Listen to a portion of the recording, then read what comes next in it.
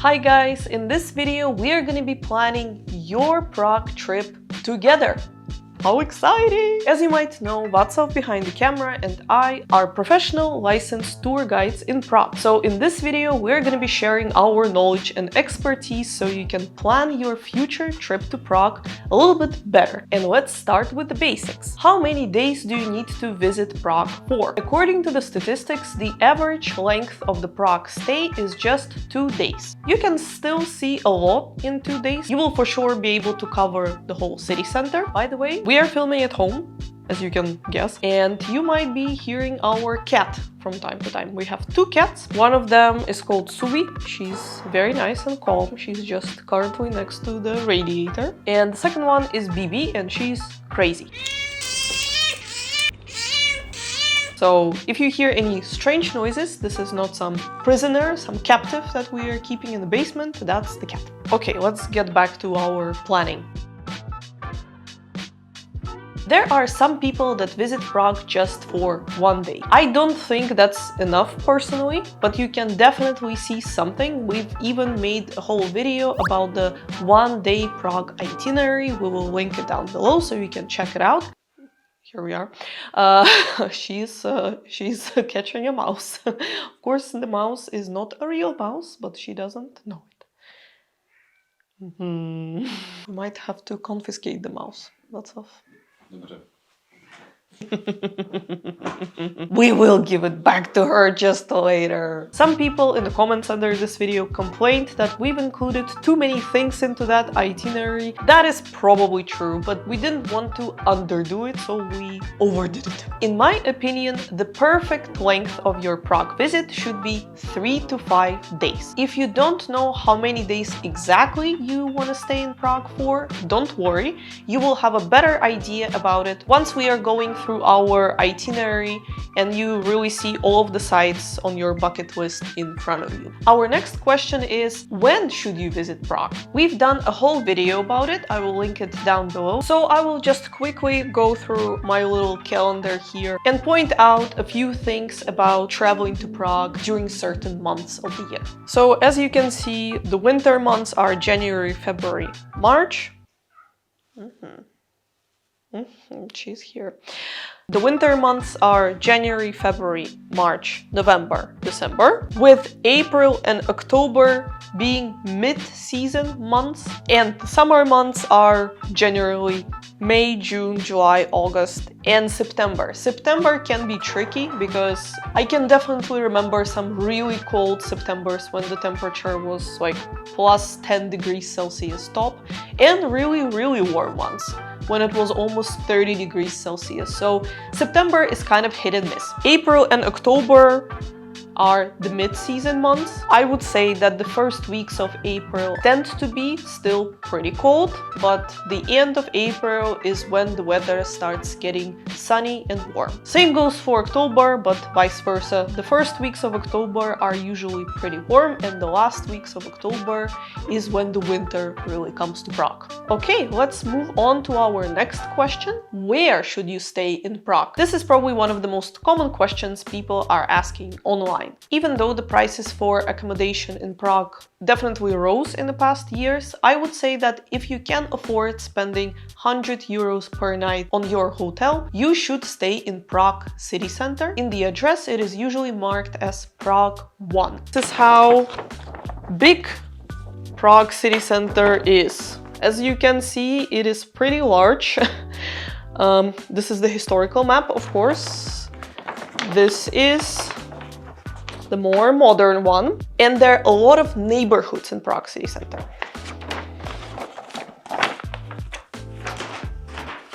We've dedicated a whole video about this topic, so I will link it down below, and for this video I will summarize it because I think I figured out a perfect formula. But first and foremost, what are the neighborhoods in the city center of Prague? We have the Old Town, Lesser Town, Prague Castle District, New Town, and Vyšehrad, which is kind of connected to the New Town.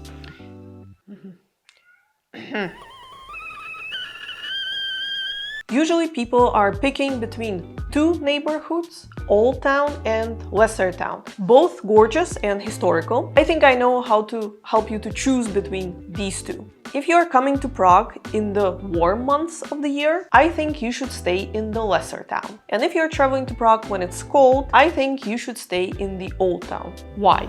Lesser Town is a very green area. It has a lot of parks, such as Petřín, a lot of gardens, such as Senate Garden. And if you're traveling here in the winter months, most of these things are gonna look pretty sad or are gonna be closed. Gardens close for winter in Prague. So you're not gonna be able to enjoy your stay in the Lesser Town to the fullest. That is why I think it's better to stay there when it's warm, all the gardens and parks are open, so you can take your walks and enjoy the atmosphere.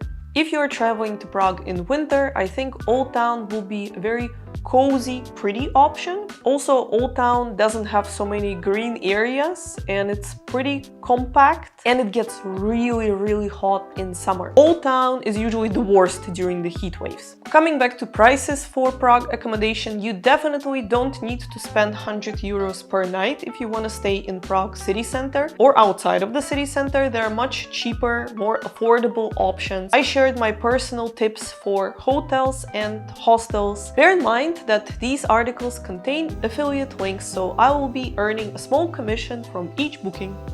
Thank you! And lastly, on this topic, there are some things you should know about before you book your hotel in Prague. First of all, try to avoid hotels and apartments which are located on busy streets, such as Kaprova, Karlova, Mostecka. If you are traveling to Prague on a budget and you've chosen accommodation which is not in the city center, I don't recommend hotels and hostels which are located away from tram stops and metro stops. It will be taking you a long time to get to the city center, which is the area that you will probably spend most time at anyway. So try to make sure you have some kind of fast connection, easy access to public transport that will help you to get to the city center. If you're traveling to Prague in summer, make sure that your hotel has air conditioning, because not all hotels do. That can be an issue, especially during the heat wave. You don't want to be surprised when you arrive and it is plus 32 degrees Celsius inside of your apartment or a hotel. Actually, speaking about apartments, I know a lot of people prefer rentals to hotels. I could probably argue that this way of traveling is not really working for Prague, especially in the recent years. Please be careful and make sure that you have some kind of mean of communication with somebody who is renting you this apartment. A lot of the times apartment rentals don't have receptions and the owners of the apartments are not easy to access over the phone. Now to the fun part, deciding what sites are gonna be on your bucket list for Prague. As you can see, I created a little checklist over here. So we are gonna quickly go through some of the sites together. I'm of course not gonna be sharing the history of these sites. We have other videos we filmed about that. I'm just gonna cross off sites that I would be interested in if I was visiting Prague for the first time. I'm gonna tell you how much time it would take you to visit all of the sites that I've selected. That will give you a better idea on how many days you will actually need for your Prague vacation. So let's start. As you can see, I separated it into 4 neighborhoods. We'll start with the Old Town.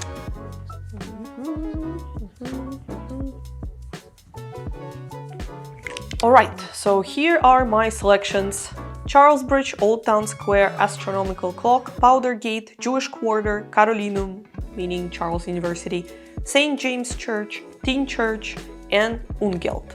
Of course, there are many more things that you can see in the Old Town of Prague, but these are kind of the main sites. So what we are looking at here is about 3 hours. These are actually all the sites that we visit on our free tour that we do every day at 10 a.m., 11:15 and 3 p.m. and also at 5 p.m. in summer. I will link it in the description box. This is the perfect welcome tour to Prague, so if you're visiting for the first time, it will cover a lot of topics and answer a lot of questions that you might have on your first or second day. So what we're looking at here is about 3 hours. If after visiting all of these sites you have lunch and then maybe go to a museum, it will basically be the first day. So this plus lunch plus museum plus dinner is already the first day. could be. Let's move on to the new town, which is right below it here. Alright, I've selected Wenceslas Square, Lucerna, rotating head of Franz Kafka, Vyšehrad, dancing house, and the Church of Cyril and Methodius.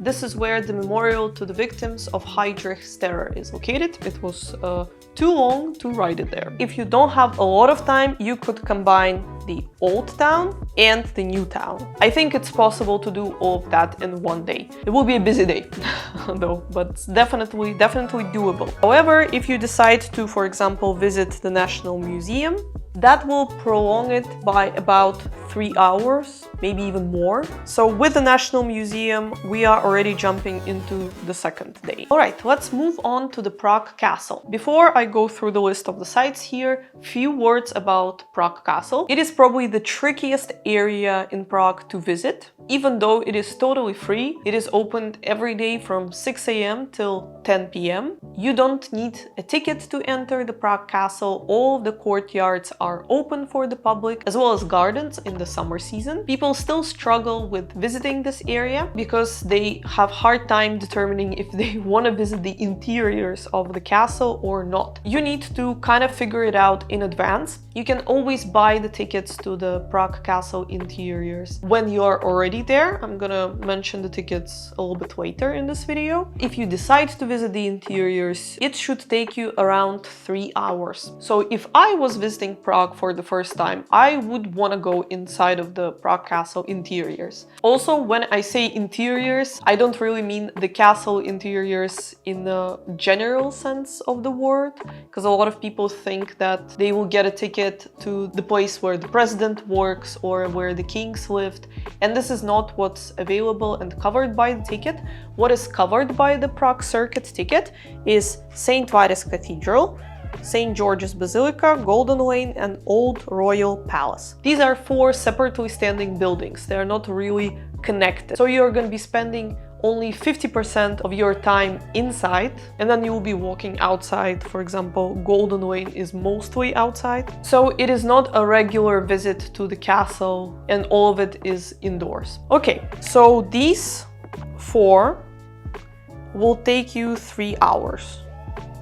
So if you want to visit anything else outside of it, that probably will be the whole day or most of the day. Bear in mind that the deer moat and the gardens of the Prague Castle are not open in winter. And the change of the guards, the main one, only takes place once a day at noon in the first courtyard of the Prague Castle. And that leaves us with the last area, which is the lesser town.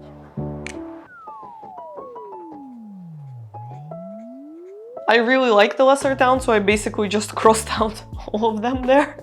But yeah, keep in mind that the gardens, for example, Vrtba Gardens and Senate Gardens, are gonna be closed in winter season. All right, looking at my Prague checklist, I would say I need 4 days for a comfortable, hassle-free stay here.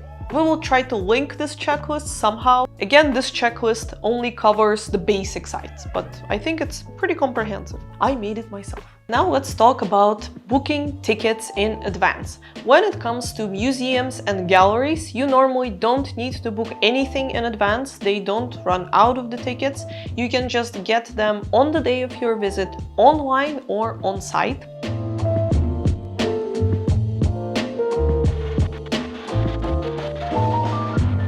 Prague Castle is a little bit different. There I don't recommend buying tickets online, at least now in 2025, because their website is a little bit confusing. You have to also pick a specific day of your visit, and you need to print out all of the tickets, which kind of defeats the purpose of an e-ticket. So for Prague Castle, I think it's better to buy the tickets in the Prague Castle. We made a whole video about it. I will again link it down below. A lot of plugs in this video. You should also be careful about certain reseller websites that sell the tickets with a huge markup, or tickets that include services that don't really make any sense. For example, some websites sell skip the line tickets to places where there's no line. Editing Valerie here needed to expand on this topic a little bit. There are only 2 sites, to my knowledge, that you can find those skip the line tickets for on the internet, and that is Prague Castle and the Old Town Hall. And the way it works there is that you buy the skip the line service, but you are not going to be skipping the line to the sites themselves. You will be skipping the line to buy tickets. That is what you will be paying extra for. And when it comes to concerts, it can get a little bit trickier because reselling is pretty commonplace. So if you are looking for a classical music concert, it is best to go to the official website of the venue. And when it comes to concerts of certain bands and orchestras, always refer to the post of that band on their social media. They usually link all of the official websites where you can buy their tickets as well. And just a little warning note, certain popular seasonal shows tend to sell out a lot in advance. For example, this year somebody was texting us about tickets for the Nutcracker show in the National Theatre, and that was sold out in summer. Alright, let's move on to one of our last topics, which will be Czech food and restaurants. Starting to feel hungry here. So I'll try not to ramble because we actually made 2 videos about it. One was about the traditional meals you should try when you're visiting Prague, and last winter we made a video about the most popular hip restaurants in Prague.